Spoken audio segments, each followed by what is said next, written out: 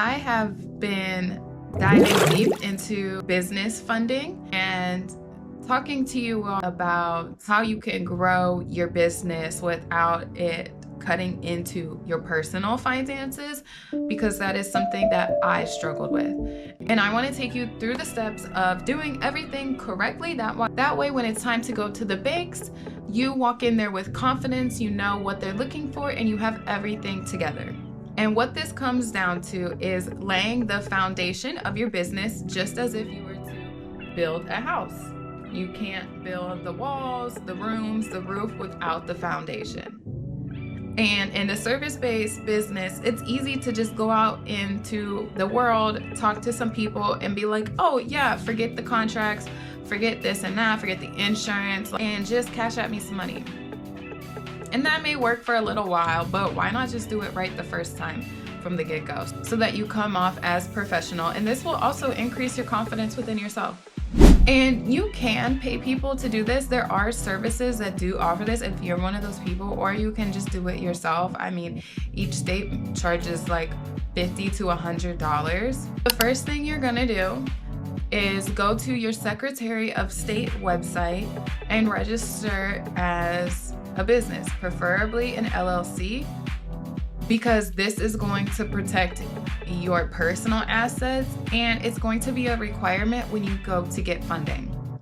Most banks like to see that you have been in business for 2 years, and so I would suggest when you have extra money to start making LLCs and let them age. And that way, when you run up your credit on one, you can go and get some credit for your other business. Then you need to get your EIN. So you got your LLC, you're getting your EIN, and then you need to get you some insurance. You could go to Hiscox next. You could go to an insurance broker. This is probably gonna run you maybe $50 to $75. If you have a bigger budget, you could look into workers' comp as well, but I'd save that for down the road. Once you get those, they're going to send you an email and you'll get the documents in the mail as well, but I like to just keep digital copies of everything so I can email them over to whoever is asking for proof.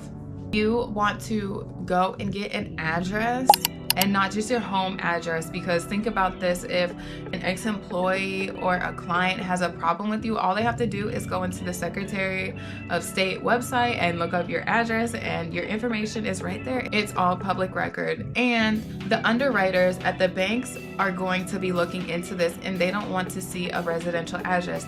They want to see that you actually have a legitimate business. If you need to go get a virtual address, you can do that. I like to use iPostal One in those cases. Pay a small $7 a month fee for an address. Then you want to go and get some type of cell phone service. I would start out with either a text-free number. If you're really on a budget, I use RingCentral, Grasshopper, lots of options. Just check it out. And then once you get your business funding going, you can go and get extra cell phones and put that on your business credit if that's something that you're interested in. But believe me, learn from me, you do not want these clients to have your personal numbers, because they will text you and call you anytime they feel like, especially in the commercial space, because I definitely have people texting me at 2, 3 o'clock in the morning. Oh, I forgot to tell you tomorrow, can we reschedule this? Can we reschedule this? And they know you see it because it's your personal number. So for peace of mind, definitely do everything through a business number. So we've got you're registered with your secretary. You're registered with your Secretary of State. You have your EIN. You've gone and you've got an address, a phone number, buy a domain, and at least throw up a simple website. The banks are going to look into you. The banks are going to look into you, and even though they bring in a bunch of leads like that, it's more just for SEO right now. I still, when I go and I sit and talk to potential clients, or even at the bank, they want to look at my website, and then they're impressed. It looks good. It's got a little blog, some pictures, all that on it. And then make your Google business page. It's free. There's no reason not to do it. That's how you're going to get reviews.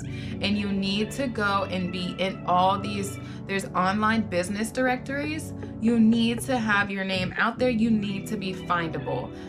They want to see that you're a legitimate business. Also, when you go and register your LLC, one trick is you can use your name. If you're thinking 2-3 years ahead, as you should be, you can use your name and just turn it into LLC and get your EIN. And instead of using your social security number, you're now using your EIN for things. And all you have to do is write down. Also, just beware what is higher risk with the codes that we use and things like that, what words you should be using, your state laws, things like that. In Georgia, you don't want to say things about credit and trucking. So those are the things you need to get established, I would say, before you even go out and get customers. If you do need some help with this, you can come check out the Funding Your Future School Classroom. And this is something that we go over. We have templates and courses, and most importantly, just a network of people who can answer your questions. And as of right now, it is free. Let me know in the comments what type of business you have and where you're at in that process. Now, go turn your mess into magic.